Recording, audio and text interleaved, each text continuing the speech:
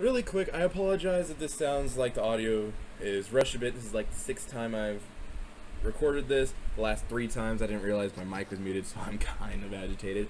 But anyway, today we're going to be looking at the Tarrabah, the new Crown of Sorrows exotic SMG.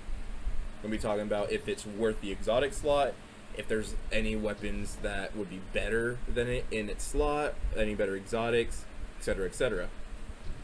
Starting off with it, the main perk on it is the Ravenous Beast. This weapon stores power when dealing or receiving damage, and once full, you hold reload to unleash the beast.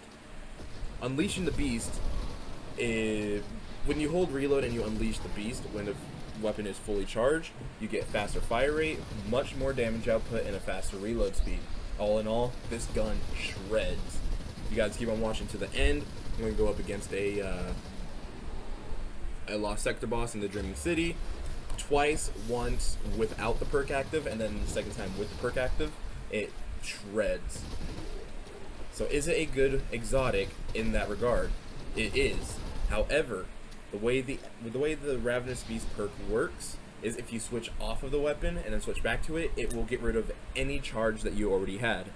If you pull out your Ghost or get on your Sparrow, it does the same thing. Now, another perk that comes on this gun is a Bottomless Appetite. Dealing continuous damage extends the duration of Ravenous Beast. So, potentially, you could have Ravenous Beast active indefinitely, as long as there's stuff for you to shoot, stuff for you to kill, and stuff for you to damage. You could have this perk going on for a lot longer than the original 7 seconds. So, getting away from is the gun good on its own, and getting into is it worth the exotic slot? Personally, not at all. I would rather use many other exotics for PvE and PvP. On that note, look in the description below. One of my friends, Ceridius, who's also another streamer, much bigger than I am, but on the off chance you're here watching me and you haven't heard him or heard of him, I'm going to link his Twitch as well as a video that he did on the Tarrabah for PvP. I actually loaned him my account for a few hours. He got some footage and he talked about it. If you guys are wanting to know how it is for PvP, again, go look at him. It's going to be down in the description below, as long as a link to my own Twitch. Moving on from that, I would rather use many other exotics than the Tarrabah.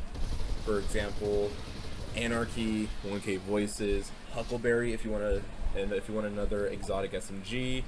Just there's a lot of different things I would rather use. Now moving on from, is it worth the exotic slot? Is it worth the energy slot? Are there any other guns in the same category that I would rather use? I would personally rather use Recluse over Tarrabah. Mainly because the Recluse is much more constant. There's no charging the gun up. There's no having to reload to get the perk active. There's no switching off of it will screw you over and you have to get the charge again. It's you get a kill, you have Master of Arms active, and you have Feeding Frenzy active.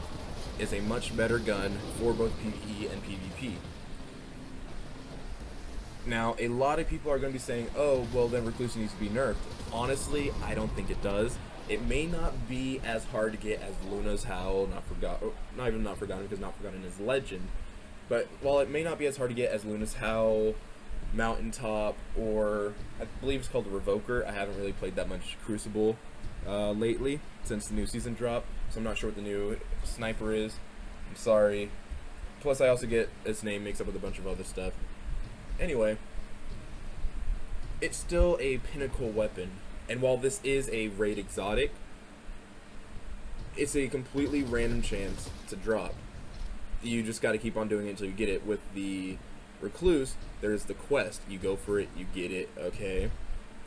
But I like how good the Recluse is. I think it's pretty balanced. Anybody can get it, and when I say anybody, I mean almost anybody can get it. After they changed up the point system for competitive in Destiny 2, it's so much easier to get up to Fabled, and all you gotta do is get the Fabled and get a couple of extra wins after that, if you don't get the amount of wins you need while going up to 2100. Now, will I be using this gun? definitely I will be using the Tarrabah on stream, off stream, doing some tests with damage and raids and such. But will I be using it, for example, in a serious raid loadout? Absolutely not. I don't think that a lot of people are going to be using it. Now, at the same time, I feel as if they came out with Tarrabah to try to offset the Recluse, not offset, but to you know, combat the Recluse, and they almost got it. It's just that with the way the weapon is now, I would rather use Recluse. And that's not an invitation for Bungie to go and nerf Recluse. You guys need, if anybody from Bungie, or if anybody asks Bungie or whatever, Bungie needs to not nerf stuff, bring other stuff up. Because if you nerf stuff, you're going to make it a lot worse than it already is, obviously. But people are going to stop using that weapon, and that's going to become another weapon that people aren't going to be using, because it's just not good anymore. You need to bring the bad weapons up so they can combat these really good weapons, or these weapons that are better because these other ones are so bad, if that makes any sense. Well, I hope you guys enjoyed. Go ahead and finish watching the video if you'd like. Again, look in the description for links to my Twitch, Cerridius' PvP Tarrabah video, as well as his Twitch, and I will see you guys next time. I hope you all have an amazing day, night, whatever. Peace out.